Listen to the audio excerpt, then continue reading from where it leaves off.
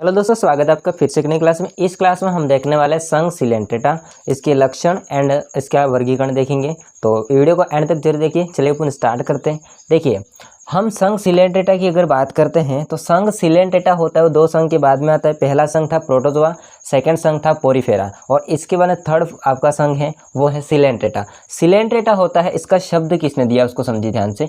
सबसे पहले हम बात करते हैं, ये क्या लिखा भाई, एक्चुअली में कोशिश सॉरी ओके हम बात कर लेते हैं संघ सिलेंट्रेटा होता है, इसके शब्द किसने दिया।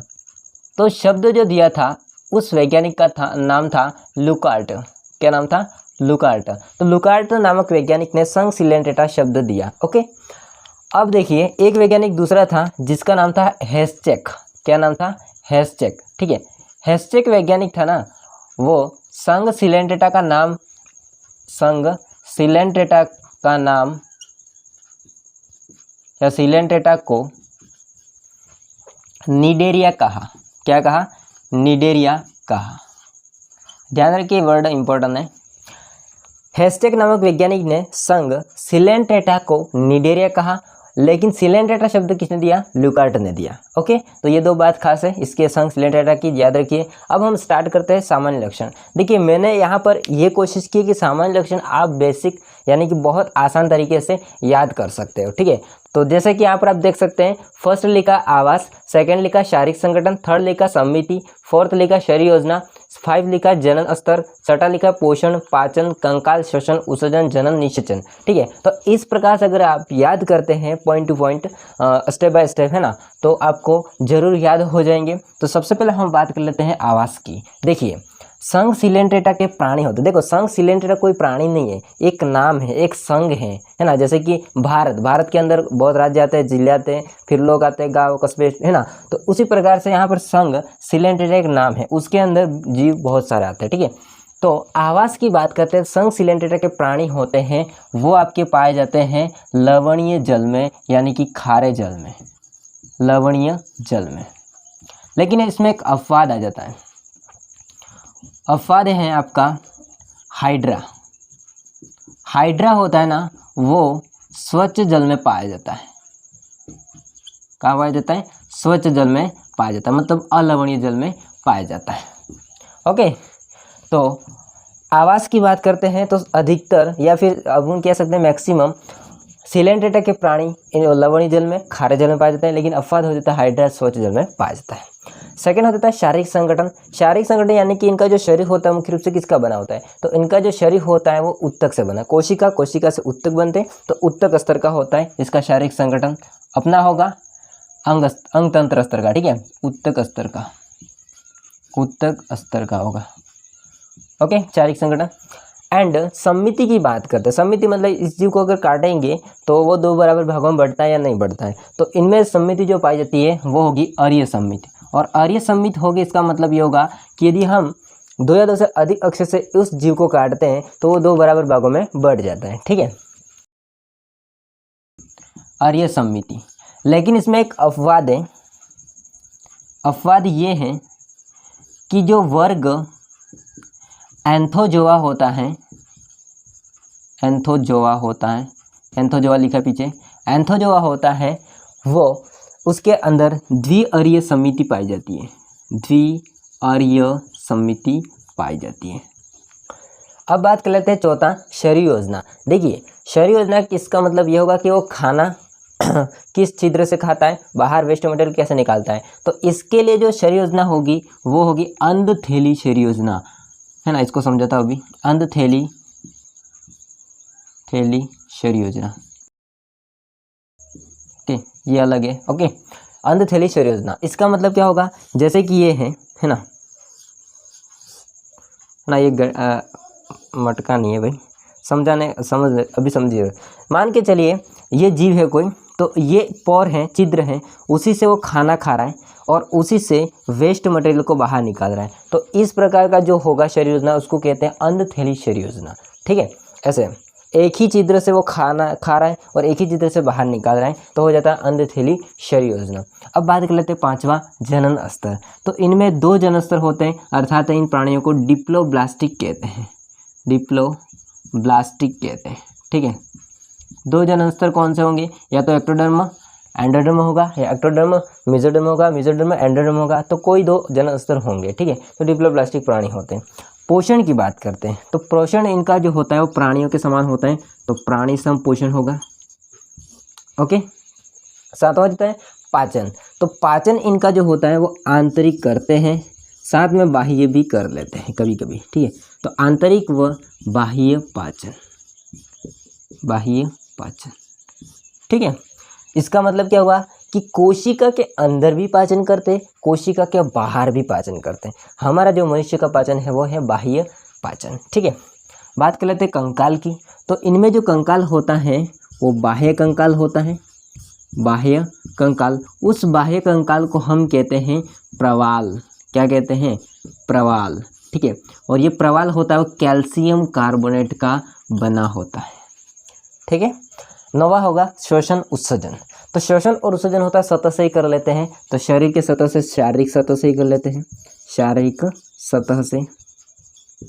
अगला पॉइंट है 10 जनन। जनन, तो जनन इनमें दोनों होते हैं, अलैंगिक और लैंगिक दोनों होते हैं। तो अलैंगिक होगा वो मुकुलन के माध्यम से करते हैं, किसके माध्यम से करते हैं, मुकुलन के माध्यम से करते हैं। और लैंगिक जनन होगा वो युग्मक निर्माण के माध्यम से करते हैं, युग्मक द्वारा करते हैं, गैमेट के द्वारा। ओके, अब बात करते हैं लास्ट एंड फाइनल है निषेचन। इनका जो निषेचन होता है वो आंतरिक होता है, यानी कि शरीर के अंदर निषेचन की क्रिया होती है। नर और मादा गैमेट्स होते हैं, मिलते हैं, वो शरीर के अंदर मिलते हैं, तो आंतरिक निषेचन होता है, ठीक है।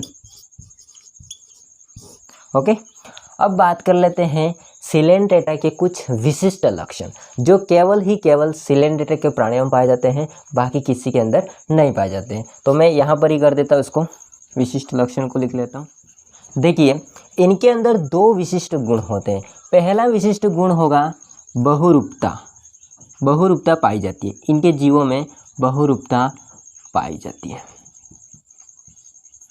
बहुरूपता का मतलब होता है ये दो रूपों में होंगी। पहला रूप होगा पॉलिफ और दूसरा रूप होगा मेडुसा, मेड्यूसा, ठीक है। तो विशिष्ट गुण में पहला है विशिष्ट गुण बहुरूपता पाई जाती है, यानी कि संघ सिलेंट्रेटा के प्राणी होते हैं वो दो रूपों में पाए जाते हैं जब वो जनन करते उस टाइम, ठीक है। तो एक तो हो जाएगा आपका पॉलिफ और दूसरा हो जाता है मेडुसा। अब इनकी बात कर लेते हैं, इसमें का क्या खासियत है। देखिए, पॉलिफ होता है ना वो कैसा होगा, तो ये हो जाता है बेलनाकार, आकार में होता है बेलनाकार। लेकिन मेडुसा होता है वो छतरी नुमा होता है। कैसा होता है, छतरी देखी होगी आपने, तो छतरी नुमा होता है। पॉलिफ होता है वो निवह बना करके, कॉलोनी बना करके संयुक्त अवस्था में रहता है, अर्थात मैं कह सकता हूँ ये संयुक्त अवस्था में रहता है, ठीक है, संयुक्त अवस्था में रहता है। लेकिन ये मेडुसा होता है एकल रहता है, अकेला अकेला रहता है, तो हो जाता है एकल। ओके, बात कर लेते हैं तीसरे पॉइंट की। तो पॉलिप जो होता है ना वो एक ही स्थान पर रहता है, अर्थात मैं कहता हूँ इसको स्थानबद्ध, कि भाई साहब पॉलिप है वो क्या है, स्थानबद्ध है, एक ही स्थान पर रहेगा, घूमेगा फिरेगा नहीं। लेकिन मेडुसा होता है वो चलयमान होता है, घूमता फिरता है, तो इसको कह सकते हैं चलयमान, चलयमान होता है, ठीक है, घूमेगा फिरेगा। तो ये बात होगी पहली जो कि बहुरूपता की। अब सेकंड बात कर लेते हैं हम। सेकंड बात है, इसको याद रखिए अलग से। सेकंड बात ये है कि संघ सिलेंडर के प्राणियों में पीढ़ी एकांतरण पाया जाता है। क्या पाया जाता है, पीढ़ी एकांतरण पाया जाता है। ये क्या भाई साहब है, समझिए ध्यान से। जैसे पॉलिफ है, ठीक है, पॉलिफ है और यहाँ पर मेडुसा है, ये अलग अलग है। ओके, तो पॉलिप भाई साहब हैं वो अलैंगिक जनन करके मेडुसा बनाता है। पॉलिप है वो अलैंगिक जनन करके मेडुसा बनाता है। तो मेडुसा होता है वो लैंगिक जनन करके पॉलिप बनाता है, और इस प्रोसेस को हम कहते हैं पीढ़ी एकांतरण या फिर मेटाजेनेसिस।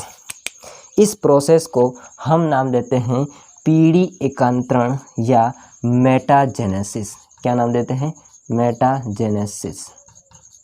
ओके, तो ये दो विशिष्ट लक्षण होते हैं, बाकी किसी भी संघ के अंदर नहीं पाए जाते हैं, केवल संघ सिलेंट्रेटा के अंदर पाए जाते हैं। तो आपको समझ में आए होंगे लक्षण, विशिष्ट लक्षण, नाम किसने दिया वो। अब इसका बाकी रहा है तो क्लासिफिकेशन, तो मैं इसको अगले पेज पे समझाता हूँ रफ करके, तो स्क्रीनशॉट ले लीजिए। हाँ जी, अब हम देखते हैं यहाँ पर संघ सिलेंट्रेटा का वर्गीकरण। देखिए संघ सिलेंट्रेटा होता है, इसका जो वर्गीकरण किया गया है, वर्गीकरण वो किया गया है बहुरूपता के आधार पर, यानी कि इसके अंदर दो रूप होंगे, वो पॉलिप और मेडुसा, जस्ट आपको बताया अभी, बहुरूपता के आधार पर। अब समझिए ध्यान से, वर्गीकरण किया हमने संघ सिलेंट्रेटा को, तो बहुरूपता के आधार पर इसके 3 क्लास हो जाती हैं, यानी कि 3 वर्ग होंगे। 3 क्लास कहो, वर्ग कहो, है ना, वर्ग कहो, एक ही बात है। पहला होगा हाइड्रोजोआ, सेकंड होगा साइफोजोआ, और तीसरा होगा एंथोजोआ। अभी आपने आगे इसके बारे में डिस्कस किया था, ठीक है, एंथोजोआ द्विअरीय सम्मित, ठीक है, सम्मिति मैंने अपवाद करके लिखा था एंथोजोआ, ये वर्ग है, ठीक है। देखिए पहला हो जाता है हाइड्रोजोआ, सेकंड हो जाता है साइफोजोआ, और थर्ड हो जाता है एंथोजोआ। अब हम बात कर लेते हैं कि इसमें अवस्थाएं कौन कौन सी होती है। देखिए हाइड्रोजोआ होता है, उसमें दोनों अवस्थाएं होती है। इसमें दोनों कौन सी, मेडुसा भी होता है, यानी कि दोनों रूप होते हैं, मेडुसा भी होता है एंड पॉलिप भी होता है। तो पॉलिप और मेडुसा दोनों आपके रूप होंगे, वो प्रेजेंट होंगे। साइफोजोआ की बात करेंगे तो इसमें केवल मेडुसा पाया जाता है, तो इसमें केवल मेडुसा बहुरूप पाया जाता है। एंड इसके बाद हो जाता है एंथोजोआ में, तो एंथोजोआ में केवल पॉलिप पाया जाता है, पॉलिप। ये एग्जाम्पल नहीं है, जो आगे आपने अभी देखा है बहुरूपता, तो उसमें 2 रूप थे, पॉलिप एंड मेडुसा। तो दोनों रूप हाइड्रोजोआ के जितने भी प्राणी होंगे इस क्लास में, उनके अंदर दोनों रूप पाए जाएंगे, और साइफोजोआ में केवल मेडुसा ही बनेगा, और एंथोजोआ में केवल पॉलिप ही बनेगा, ठीक है। अब समझते हैं एग्जाम्पल के बारे में। तो देखो हाइड्रोजोआ में पहला एग्जाम्पल है हाइड्रा, ठीक है। इसके बाद आता है फाइसेलिया, फाइसेलिया के बाद में है वलीला, परपिटा, बोगनविलिया, ओबेलिया, तो इसको लिख देता हूँ मैं। तो दोस्तों यहाँ पर देखिए हाइड्रोजोआ जो होता है ना, इसमें एग्जाम्पल है हाइड्रा। हाइड्रा की 3 खास बात है, क्या कि इसकी खोज की है ल्यूवेनहॉक ने, एंटीना वान ल्यूवेनहॉक ने की है, नाम दिया है कैरोलस लिनियस ने दिया है, एंड वर्णन किया है ट्रेबल ने, ठीक है। तो इसकी 3 खास बातें। और भी खास बात ये थी कि हाइड्रा था वो स्वच्छ जल में पाया जाता है, बाकी जो सिलेंट्रेटा के प्राणी हैं वो लवणीय खारे जल में पाए जाते हैं। एंड सेकेंड हो जाता है एग्जाम्पल फाइसेलिया। फाइसेलिया को हम कहते हैं पुर्तगाली युद्ध फौज, क्योंकि पुराने ज़माने में युद्ध के लिए, ठीक है। अब बात कर लेते हैं वलीला, परपिटा, बोगनविलिया, ओबेलिया। ओबेलिया होता है इसका लार्वा है प्लेनुला, ठीक है। अब बात कर लेते हैं साइफोजोआ, जो कि सेकेंड क्लास की।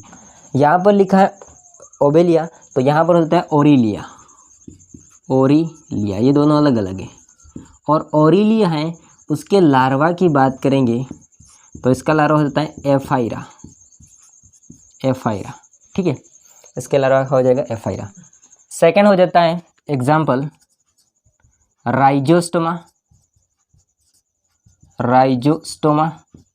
राइजोस्टोमा को कहते हैं अनेक मुख वाला जंतु। अब बात कर लेते हैं एंथोजोआ की। इसके एग्जाम्पल कौन कौन से, तो देखिए इसमें आपका पहला एग्जाम्पल है एनीमोन। एनीमोन जो होता है ना, इसमें कंकाल नहीं पाया जाता है, ओके, इसमें कंकाल अनुपस्थित होता है, ठीक है। सेकेंड है सी एनीमोन, सी एनीमोन यानी कि समुद्र में पाई जाती है, सी एनीमोन के बाद में हो जाता है आपका मेट्रिडियन के बाद में हो जाता है मेड्रीपोरा।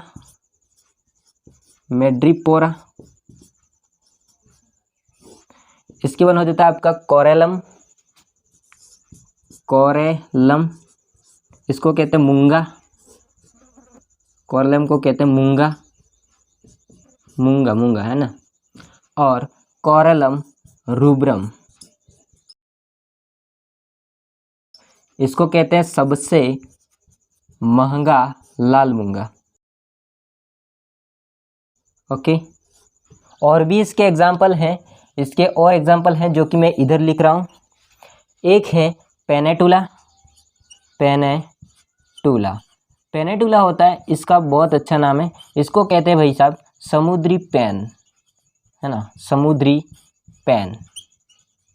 ओके, इसके बना देता है गार्गोनियम, गार्गोनियम,